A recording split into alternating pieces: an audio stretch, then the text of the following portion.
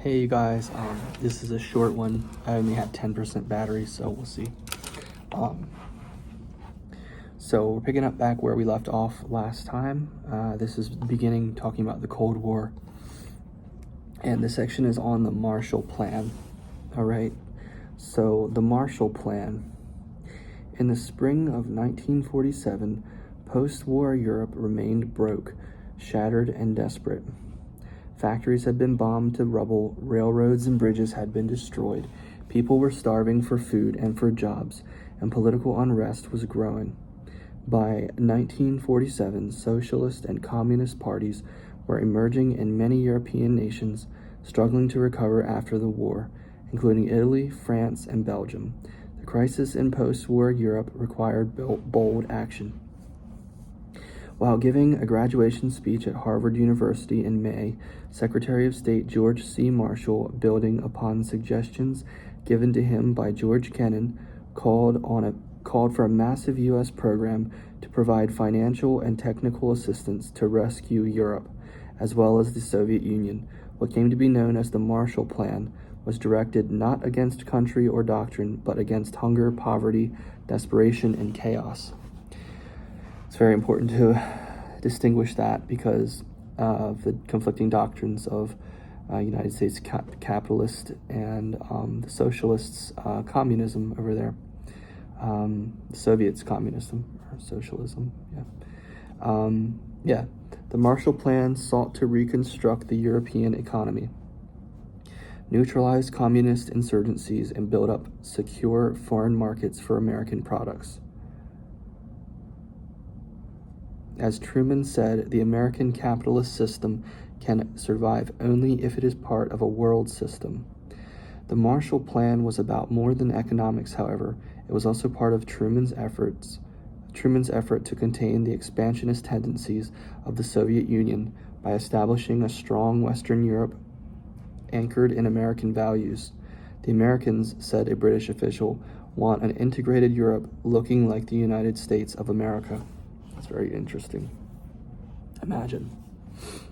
In December 1947, Truman submitted Marshall's proposal to a special session of Congress, saying that, quote, if Europe fails to recover from the war's devastation, voters might be won over by communist parties, which would deal a shattering blow to peace and stability. Initially, Republican critics dismissed the plan as New Dealism for Europe.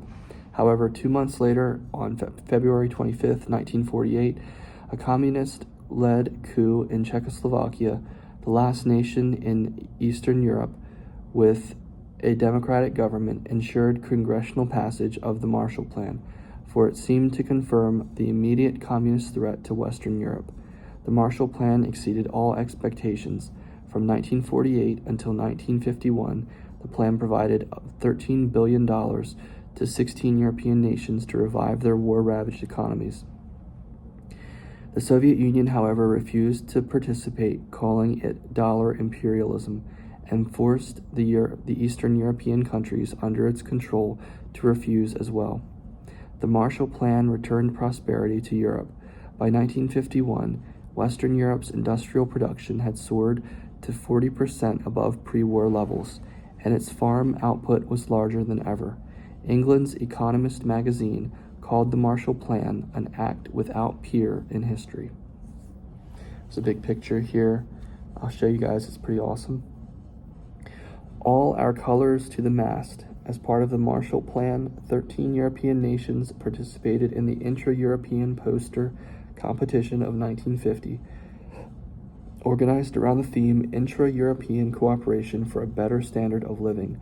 This poster by Dutch artist Rein Dirksen was selected as the winner out of 10,000 submissions.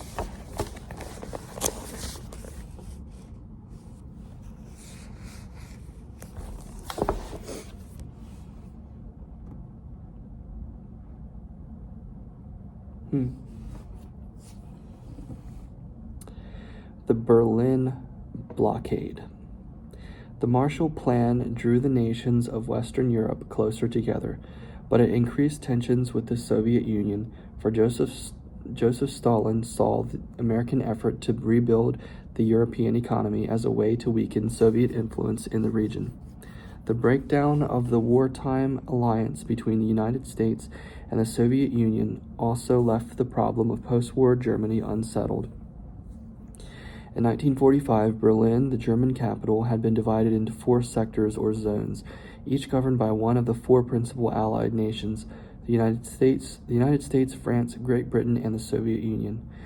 The German economy languished, requiring the U.S. Army to provide food and supplies to millions of civilians.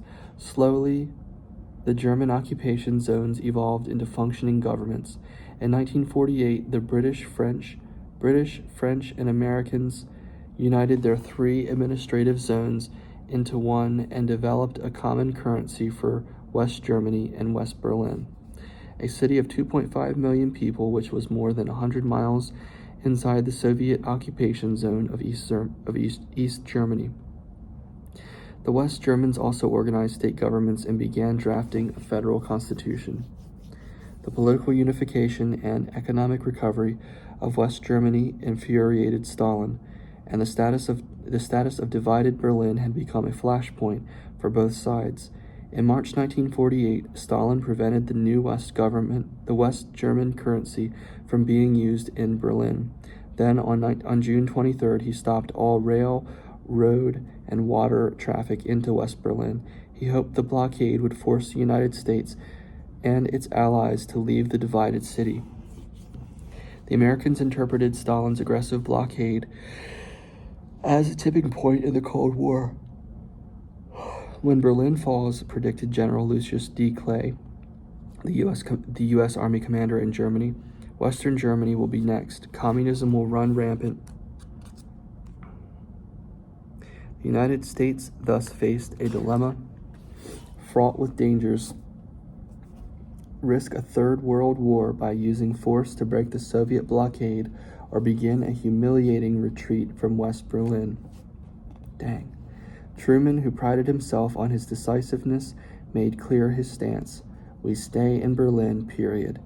In response to the Soviet blockade, he announced an embargo against all goods exported from Soviet-controlled Eastern Germany to provide West Berliners with desperately needed food and supplies. The United States and its allies organized a massive airlift of material into West Berlin. Their doing so brought them to the edge of conflict with the Soviet Union. Truman noted solemnly in his diary, "We are very close to war." By October 1948, the U.S. and Allied air forces were landing cargo planes every few minutes at the Berlin airport, flying in 7,000 tons of food, fuel, medicine, coal, and equipment each day. The Berlin airlift went on daily for 321 days without any shots being fired. Finally, on May 12, 1949, the Soviets lifted the blockade, in part because bad Russian harvests made them desperate for food grown in West Germany. The Berlin airlift was the first major victory for the West in the Cold War, and the unprecedented efforts of the United States, Great Britain, and France to supply West Berliners transformed most of them into devoted allies. In May 1949, the Federal Republic of Germany, West Germany, was founded. In October, the Soviet-controlled German Democratic Republic, East Germany, came into being. It's a picture here. 2 pictures to show. Family reunion. A girl gives her mother a kiss through the barbed wire fence that divided the Dutch-German frontier in 1947. And Through the Iron Curtain. German children greet a U.S. cargo plane with waves and cheers as it prepares to land in West Berlin to drop off much-needed food and supplies. Pretty cool. It's around the time of the Candy Bomber, if you know what the Candy Bomber is. Forming alliances. The Soviet blockade of Berlin convinced the United States and its allies that they needed to act together to stop further communist expansion into Western Europe. On April 4th, 1949, representatives of 12 nations met in Washington, D.C. to sign the North Atlantic Treaty. The United States, Great Britain, France, Belgium and the Netherlands, Luxembourg, Canada, Denmark, Iceland, Italy, Norway, and Portugal.